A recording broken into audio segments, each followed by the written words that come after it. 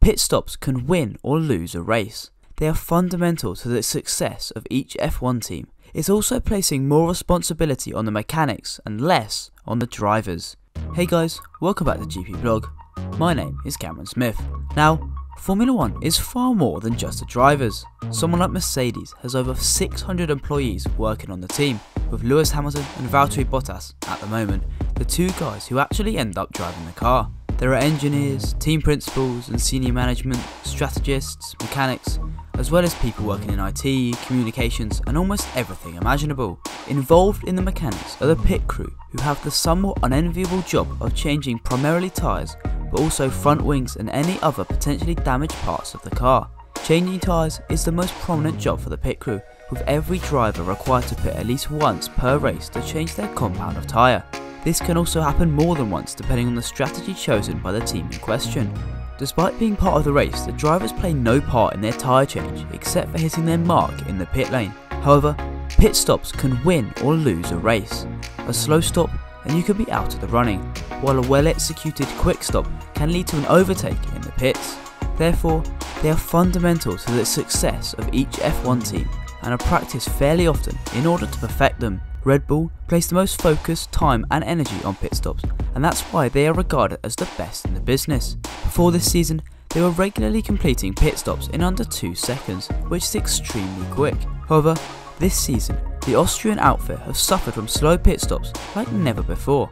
At the 2021 Italian Grand Prix at Monza, Max Verstappen was stationary for 11 seconds, which led to him racing down the straight at the exact same time as Lewis Hamilton exited the pits, and at the first chicane, they collided. Sergio Perez also had a slow pit stop at the 2021 Russian Grand Prix, with that incident arguably costing him a place on the podium. The reason for these slow pit stops for Red Bull and many others including McLaren, the new technical directive. Before we go any further, if you haven't subscribed already, please do so and turn on notifications whilst you're there. Like this video and let's get back to it. What are the new regulations? Introduced at the Hungarian Grand Prix, new regulations were put in place to make pit stops safer. At least that's the FIA's reasoning. By slowing pit stops down intentionally, it increases safety and decreases the risk of a pit stop going wrong, but a driver still being released back into the track. Think Haas at Australia in 2018. That's what the FIA are trying to remove.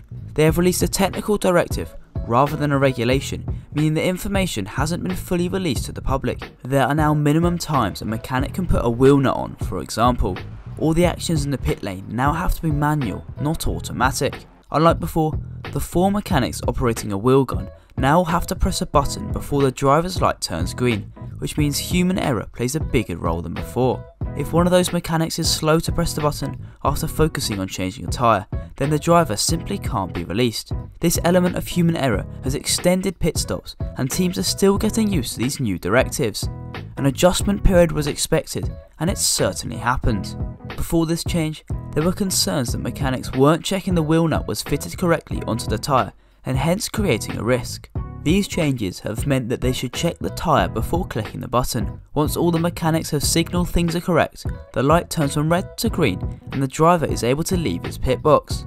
While Red Bull have had a 1.88 second pit stop this season, at the Russian Grand Prix with the new directive in place, the fastest pit stop was a 2.45 second stop conducted by Mercedes on Valtteri Bottas' car. The directive indicates that the FIA believed that pit stops were happening faster than humanly possible, meaning some automatic systems were in place. That goes against the manual element they want at pit stops, hence why changes have been made. The impacts of this.